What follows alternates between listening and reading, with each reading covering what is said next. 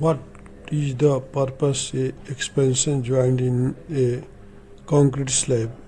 A concrete expansion joint या control joint is a gap which allow the concrete to expand and the contract as when the temperature changes. If forms a break between the concrete and other parts of a structure to allow movement without fusion stress, which can lead a cracking.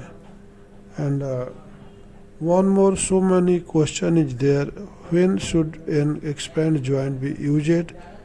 Where are the expansion joint required? What is the reason for expansion joint? Thanks for watching Sandhya Flex.